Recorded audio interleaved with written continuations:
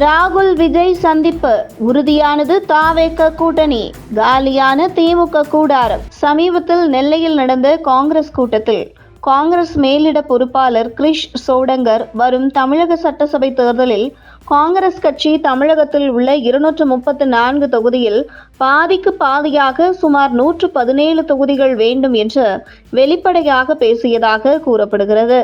அதேபோல் காங்கிரஸ் சட்டமன்ற குழு தலைவர் ராஜேஷ்குமார் திமுக வெற்றி பெற்றால் எங்களுக்கு ஆட்சியில் பங்கு வேண்டும் என்றே தெரிவித்திருக்கிறார். மேலும் முன்னாள் தலைவர் KS அழகிரியும் இதே கருத்தை முன்வைத்துள்ளார். இதன் மூலம் திமுக காங்கிரஸ் கூட்டணிக்குள் பிளவு ஏற்பட்டு விட்டது என்பதை உறுதிப்படுத்துகிறது. இந்த நிலையில் டெல்லி காங்கிரஸ் தலைமை சமீபத்தில் தமிழக தேர்தல் அரசியல் கள நிலவரம் குறித்து ஒரு தனியார் நிறுவனத்திடம் கருத்து கணிப்புகளை எடுக்க செய்து அதன் ரிப்போர்ட்டுகளை பெற்றிருக்கிறது. அதில் காங்கிரஸ் விஜய் இருவரும் கூட்டணி அமைத்து மேலும் இதர கட்சிகள் இணையும் பொழுது தமிழகத்தில் விஜயுடன் இணைந்து காங்கிரஸ் ஆட்சி அமைக்க வாய்ப்பு உள்ளது என்கின்ற ரிப்போர்ட் டெல்லி காங்கிரஸ் தலைமைக்கு சென்றிருக்கிறது. இதனைத் தொடர்ந்து விஜயுடன் வரும் சட்டசபை தேர்தலில் கூட்டணி அமைப்பதற்கு ராகுல் காந்தி மற்றும் சோனியா காந்தி இருவருமே பச்சை கொடி காட்டியுள்ளதாக தகவல் வெளியாகியிருக்கிறது. மேலும் கடந்த 2006 முதல் 2011 வரை மைனாரிட்டி ஆட்சியாக இருந்த திமுக காங்கிரஸ் துணையுடன் ஆட்சி அமைத்தாலும் ஆட்சியிலும் அதிகாரத்திலும் காங்கிரசுக்கு பங்கு கொடுக்கவில்லை.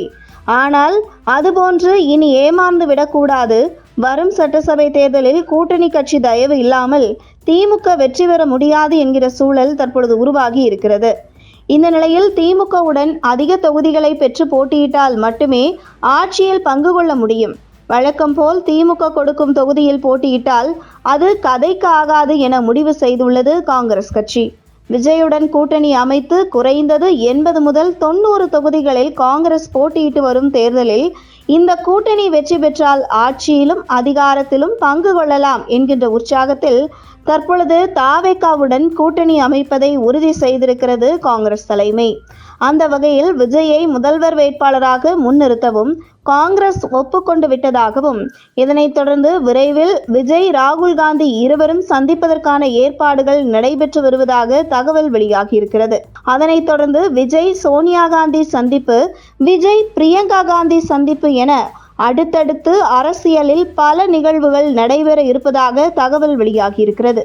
இந்த நிலையில் காங்கிரஸ் திமுக கூட்டணியை விட்டு வெளியேறினால் அடுத்தடுத்து விடுதலை சிறுத்தைகள், கம்யூனிஸ்ட் போன்ற கட்சிகள் வெளியேறும் என்றும் அந்த வகையில் வெளியேறி தாவேகாவுக்கு இணையும் என எதிர்பார்க்கப்படுகிறது.